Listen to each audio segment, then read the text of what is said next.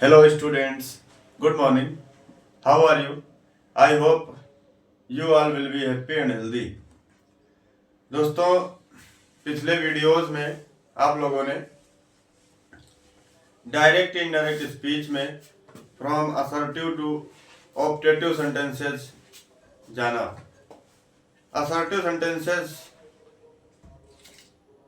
से लेकर के ऑप्टेटिव सेंटेंसेस की डायरेक्ट स्पीच की इनडायरेक्ट स्पीच कैसे बनाई जाती है। Videos are available in our YouTube channel. दोस्तों, आज हम बात करने वाले हैं, जैसा कि बोर्ड पे हेडिंग पड़ी हुई है, some important exceptional examples of indirect speech, यानी कि कुछ महत्वपूर्ण अपवादिक उदाहरण इनडायरेक्ट के जरूरी हैं और अपवाद वाले उदाहरण हैं। अपवाद क्या होता है समझ लेते हैं। अपवाद वह होता है जो दिए गए जनरल रूल को फॉलो ना करता हो। तो आइए देखते हैं कुछ एक जरूरी उदाहरण जो कि परीक्षा में पूछे जा सकते हैं। तो क्या है पहला,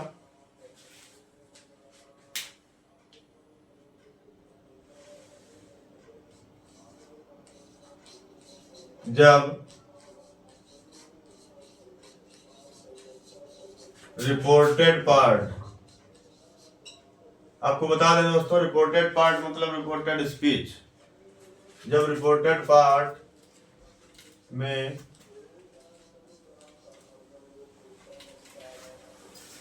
दो कार्य यानी कि टू एक्शन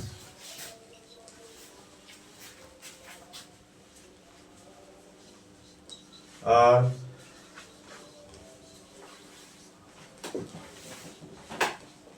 टू हैपनिंग्स, अर्थात दो घटनाएं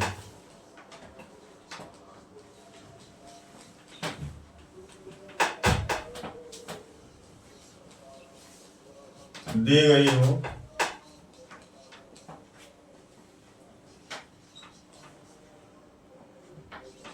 तथा वेन अथवा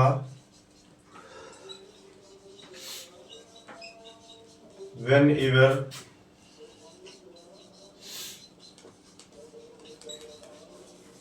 का प्रयोग किया गया हो,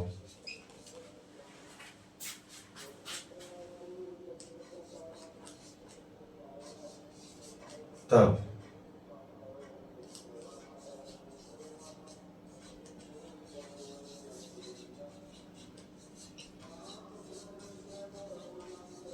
पास्ट इंडेफिनिट टेंस अथवा simple past tense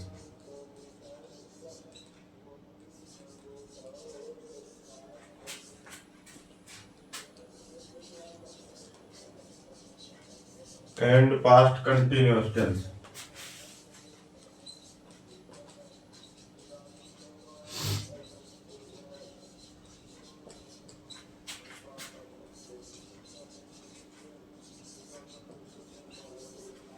past continuous tense में चेंजिंग नहीं होती।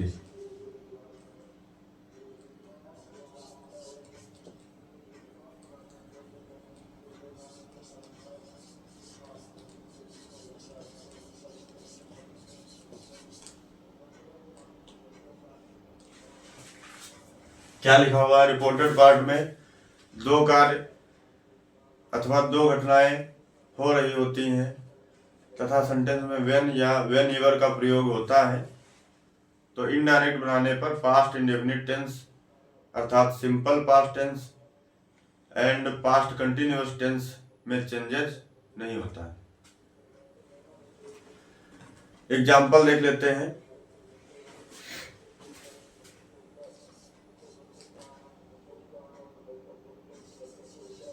She said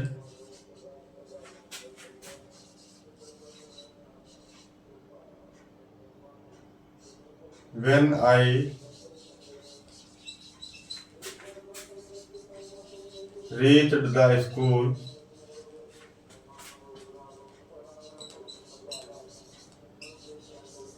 it began to rain. Example क्या है, she said when I reached the school it began to rain. यहाँ पे क्या है दोस्तों, दो घटनाएं अथवा दो कार्य हो रहे हैं।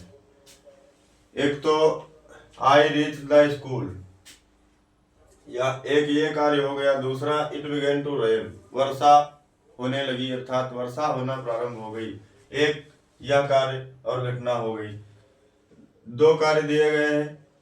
तो यहाँ पे क्या करना है, क्या याद रखना आपको, सिंपल पास्ट टेंस हो अथवा पास्ट कंटिन्यूअस टेंस हो, उसके टेंस में चेंजेस नहीं करेंगे इनडायरेक्ट बनाने में। आइए इनडायरेक्ट बना के देख लेते हैं।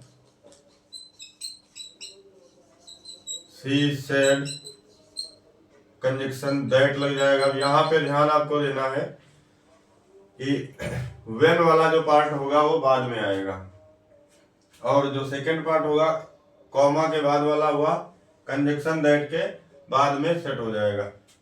That it began to rain, as it is लिख दिया जाएगा, टेंस में चेंज नहीं होगा ऐसी स्थिति में।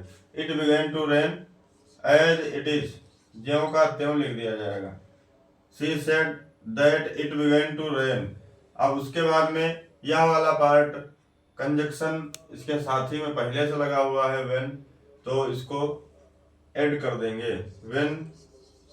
लेकिन ध्यान रखेंगे प्रोनाउन चेंज तो होगा, टेंस चेंज का ये एक्सेप्शन है, लेकिन प्रोनाउन चेंज तो आपको करना रहेगा। When I first person, she के अकॉर्डिंग चेंज हो जाएगा तो सी हो जाएगा। When she reached the school, comma inverted comma finish हो गया, यानी she said that it began to rain when she reached the school. Next example और देख लेते हैं।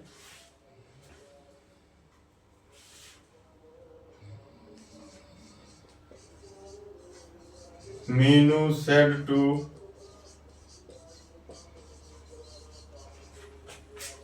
Binu when I was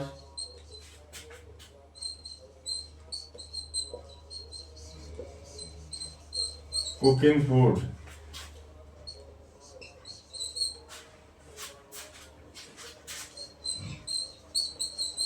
the cooker burst.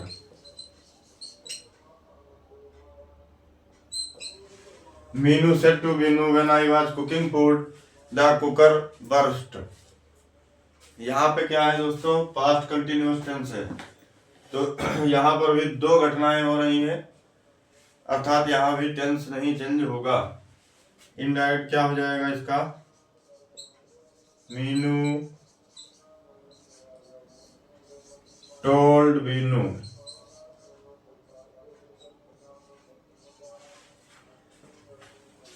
Same वैसा ही ऊपर वाले सेंटेंस की तरह इसमें भी घटित होना है, यानी कि व्हेन वाला जो पार्ट है वो आपका सेकंड पार्ट हो जाएगा, और जो कॉमा के बाद वाला पार्ट है वह कंजक्शन दैट के बाद आएगा। दैट, और उसके बाद में क्या था, द कुकर बर्स्ट, यानी कि कुकर फट गया, कुकर फट गया। That the cooker burst when I first person Meenu के अकॉर्डिंग सी, when she was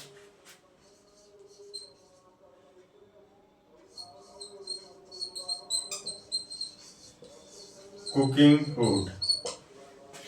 ध्यान रखिएगा दोस्तों, यानी कि जब सेंटेंस में दो एक्शन, दो घटनाएं, दो कार्य हो रहे हों, तो वहां पर इनडायरेक्ट बनाने पर पास्ट इंडेफिनिट टेंस अर्थात सिंपल पास्ट टेंस और पास्ट कंटिन्यूअस टेंस में चेंजेज नहीं होगा। अगर पहले से पास्ट परफेक्ट में दिया गया है तो भी ऐसे ही रहेगा।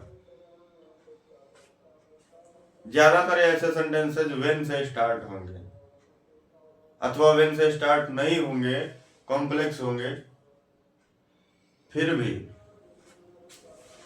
ऐसी ही स्थिति के अंतर्गत आएंगे। आइए एक्सेप्शन नंबर नेक्स्ट देख लेते हैं। इसको नोट कर लीजिए।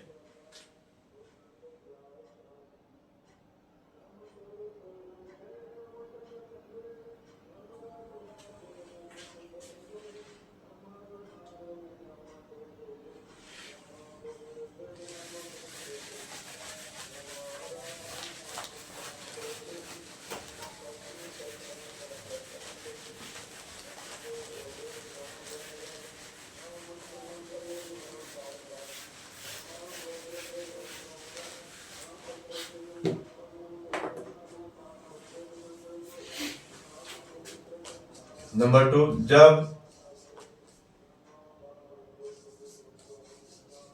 स्पीकर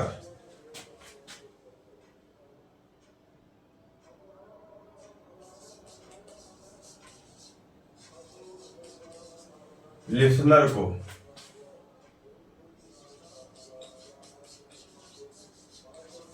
किसी विशिष्ट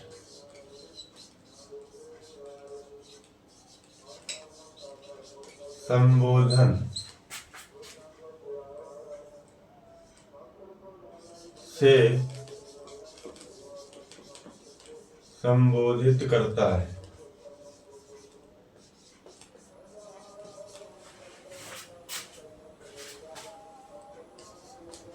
तो इनडायरेक्ट बनाने पर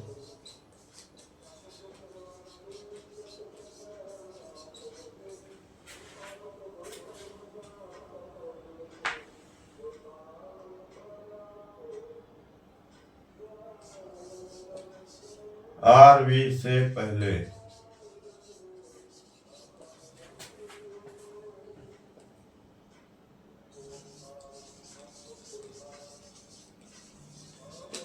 addressing as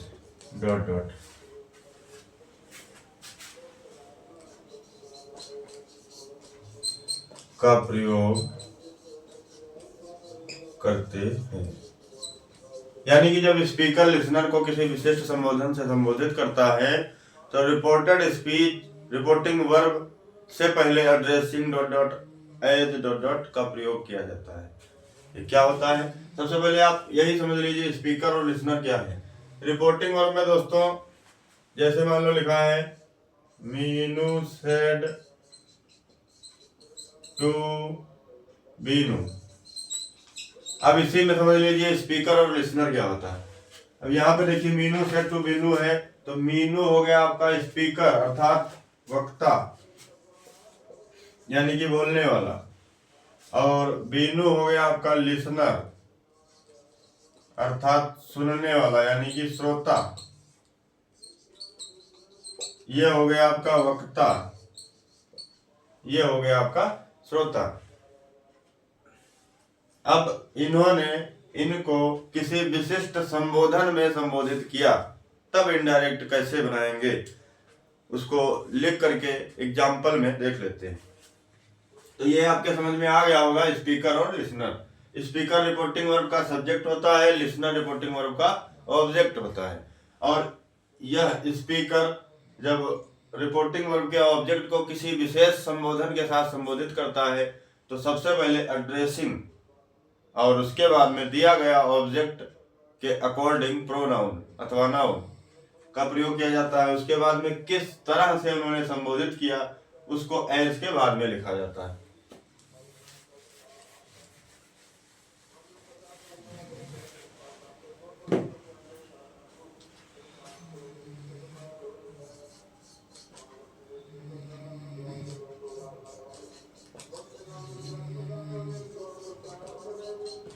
Prime Minister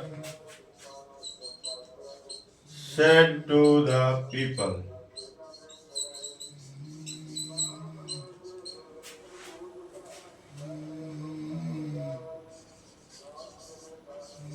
my dear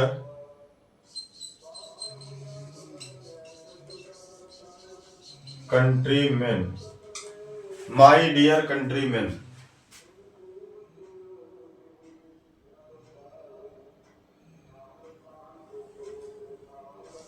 our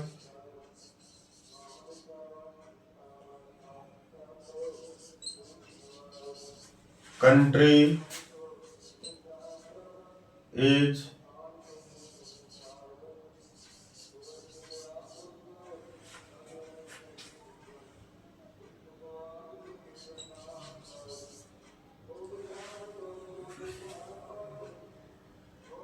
our country is developing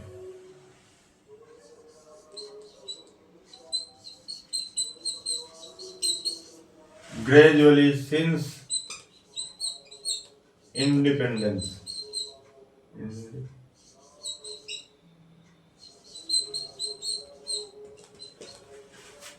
यानी कि our country is developing gradually since independence.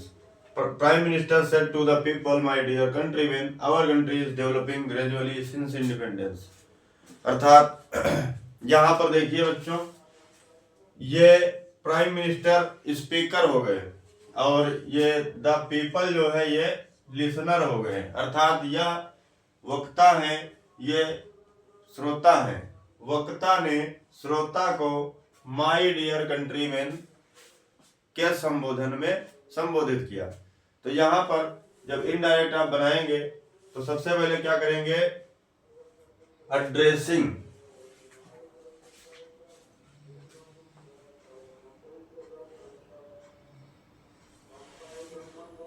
सबसे पहले क्या करना है आपको, आरवी से पहले, आरवी बोले तो रिपोर्टिंग वर्ब से पहले, यानी कि इनडायरेक्ट इसकी कैसे बनेगी, सबसे पहले लिखेंगे दोस्तों एड्रेसिंग. एड्रेसिंग बोले तो संबोधित करते हुए, एड्रेसिंग द पीपल.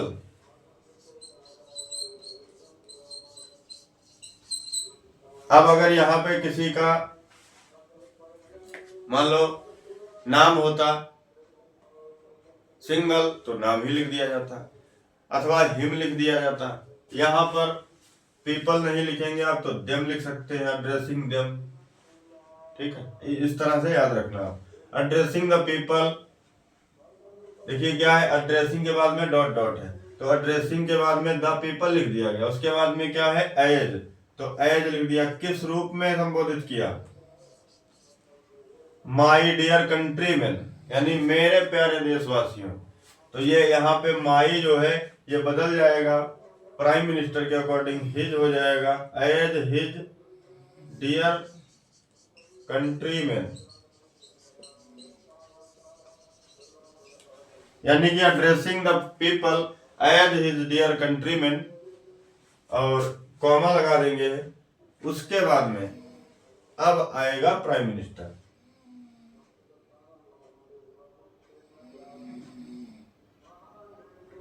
यहां पर आप देम भी कर लीजिएगा ऑब्लिक में, ठीक है, ताकि आपको याद रहे. उसके बाद में रहेगा prime minister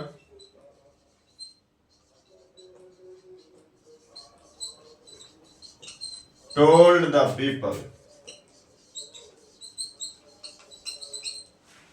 prime minister told the people, इतना लिखने के बाद, यानी addressing the people oblique them as his countryman, as his dear countryman, prime minister told the people, conjunction that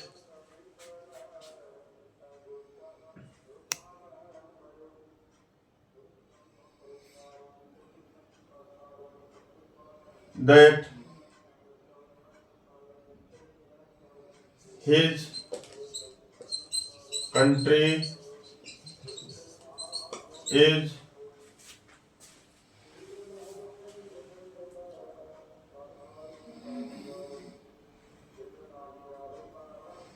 developing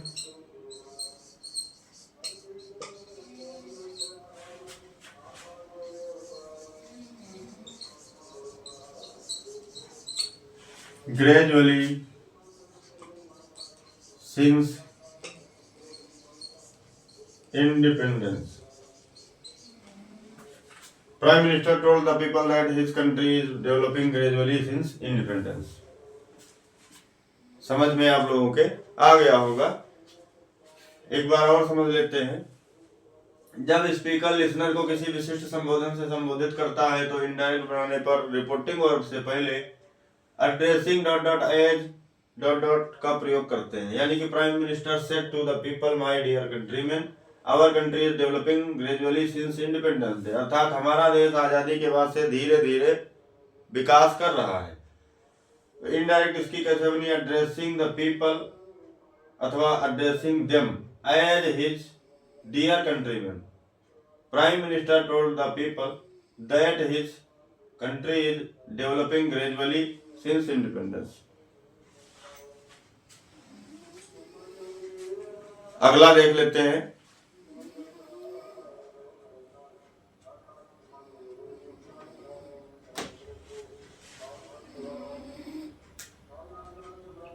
note कर लीजिए फटाफट।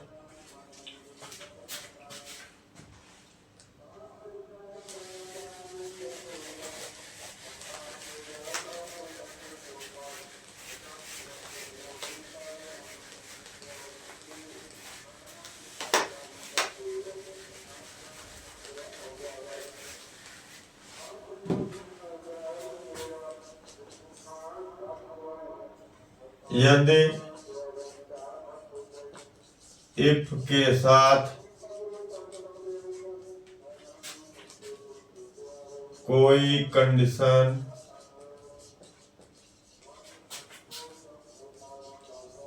पास्ट टेंस में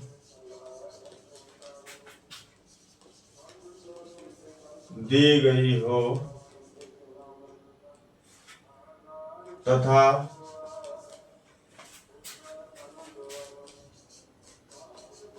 जिसमें कोई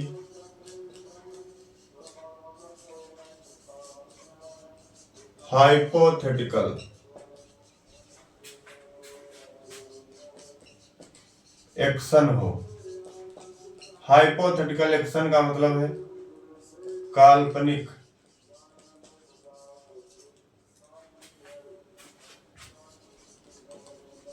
कार्य, जिसमें कोई हाइपोथेटिकल एक्शन हो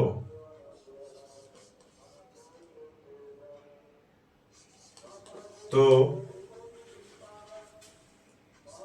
ऐसी दशा में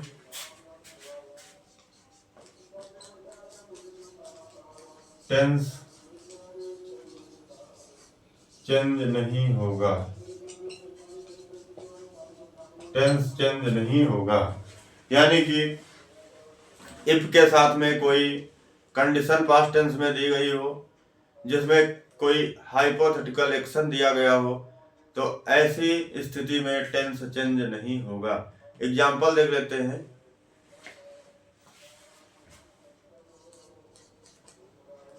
Reena said,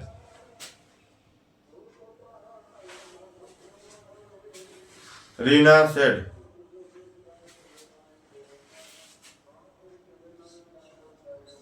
if it rained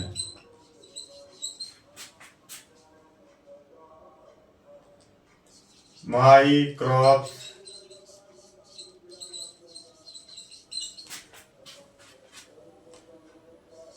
would not be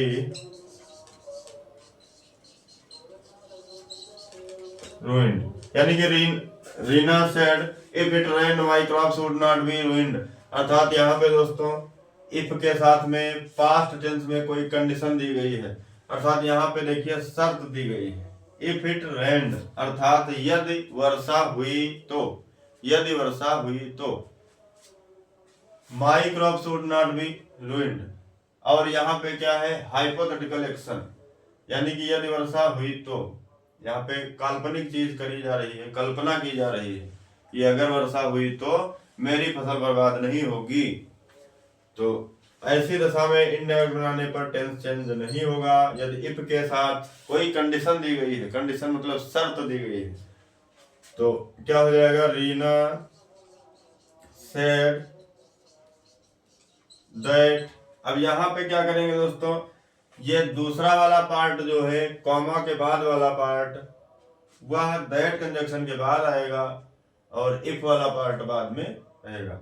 that my का चेंज हो जाएगा, माई फर्स्ट पर्सन का प्रोनाउन है पॉजेसिव केस है तो सी, रीना को सी बोलेंगे, सी का के अकॉर्डिंग माई के प्लेस पर हर हो जाएगा। That her crops would not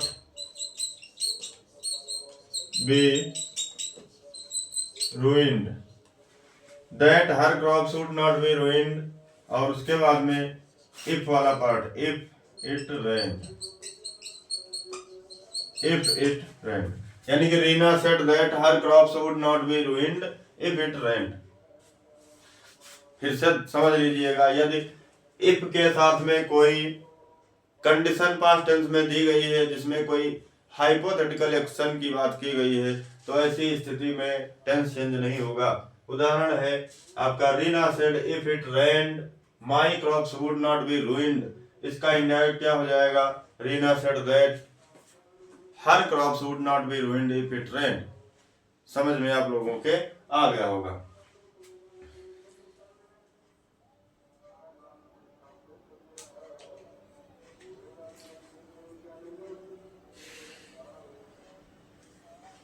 अगला देख लेते हैं कुछ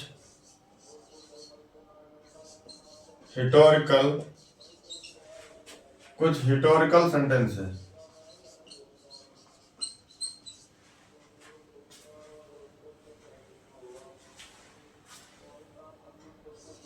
जो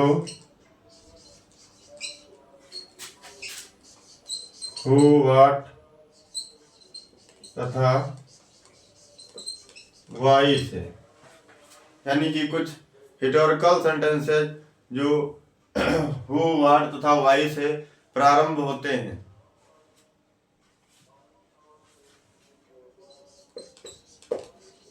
प्रारंभ होते हैं तथा अंत में क्वेश्चन मार्क भी होता है। यानी कि कुछ हिस्टोरिकल सेंटेंसेस जो हु, व्हाट तथा वाई से प्रारंभ होते हैं तथा अंत में क्वेश्चन मार्क भी होता है। ऐसे सेंटेंसेस की इनडायरेक्ट इंट्रोगेटिव सेंटेंसेस की तरह नहीं बनाते हैं। इंट्रोगेटिव सेंटेंसेस ऐसे सेंटेंसेस की इनडायरेक्ट इंट्रोगेटिव सेंटेंसेस की तरह नहीं बनाते हैं।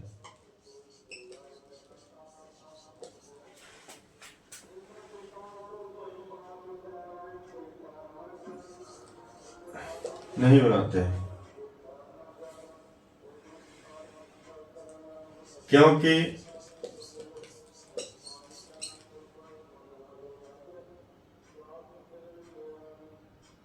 ऐसे सेंटेंसेस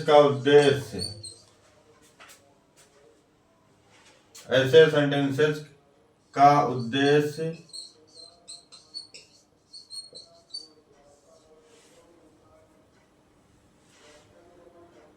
अपनी बात को प्रभावी बनाना होता है।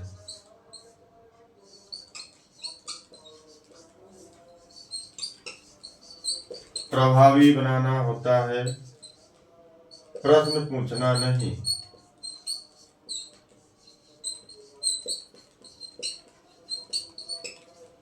अतः आरवी मतलब रिपोर्टिंग वर्ब को सेड या टोल्ड में बदलकर कंजक्शन दैट का प्रयोग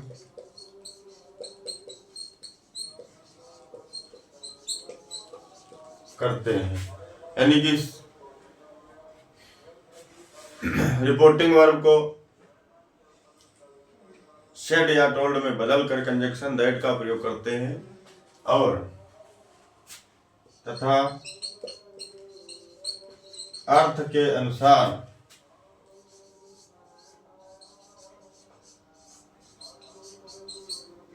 अनुसार सेंटेंस को पॉजिटिव या निगेटिव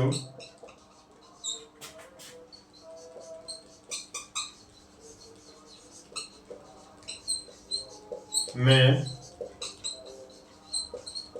बदल देते हैं। पॉजिटिव या निगेटिव में बदल देते हैं।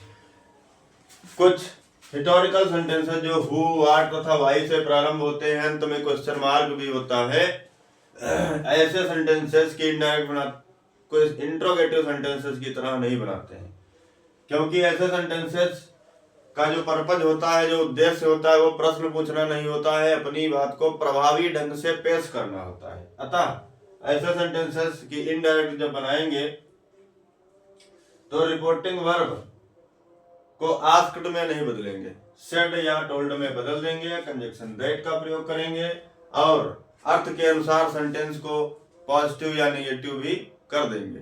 तो आइए देख लेते हैं example. My friend said who has seen the wind. Who has seen the wind. My friend said who has seen the wind. अभी यहाँ पे देखिए दोस्तों, who has seen the wind, हवा को किसने देखा है। यहाँ पर प्रश्न नहीं पूछा जा रहा है कि किसी एक व्यक्ति ने देखा है हवा को, है ना, ऐसा नहीं। ये हिस्टोरिकल सेंटेंस है, अर्थात शब्दालंकारिक है, इसमें अलंकारिक बात करी गई है, तो इसको प्रभावी बनाने के लिए ही हु का प्रयोग किया गया है। यानी who has seen the wind, हवा को किसने देखा है। हवा को लगभग किसी ने नहीं देखा है ना। तो किसी एक व्यक्ति ने, 2 व्यक्तियों ने अथवा 10 व्यक्तियों ने देखा होता तो हु के बदले में जवाब मिलता, लेकिन यहाँ पे जवाब इसका इस तरह से नहीं है। इस बात को प्रभावी बनाने के लिए ही हु का प्रयोग किया गया है। अतः इसकी इनडायरेक्ट कैसे बनेगी, इसकी इनडायरेक्ट इंट्रोगेटिव सेंटेंसेस की तरह नहीं बनेगी। तो कैसे बनेगी, रिपोर्टिंग वर्ब क्या लिखा हुआ है, आर वी को सेड या टोल्ड में बदल देते हैं। तो यहाँ पे ऑब्जेक्ट गिवन नहीं है तो इसको जो है सेड ही रखेंगे। Indirect my friend said that, conjunction that लग गया। आप क्या करेंगे दोस्तों, सेंटेंस को पॉजिटिव या निगेटिव में बदल देंगे। सेंटेंस को पॉजिटिव या निगेटिव में बदल देंगे। ध्यान क्या रखना है, कंजक्शन हमारा दैट लग गया। जब दैट कंजक्शन लग गया तो कोई क्वेश्चन वर्ड तो आएगा नहीं अब, यानी कि माने ये हुआ हु तो आएगा नहीं, और इसको बना देना है निगेटिव। क्यों निगेटिव बना देना है, क्योंकि हवा को किसी ने भी नहीं देखा है।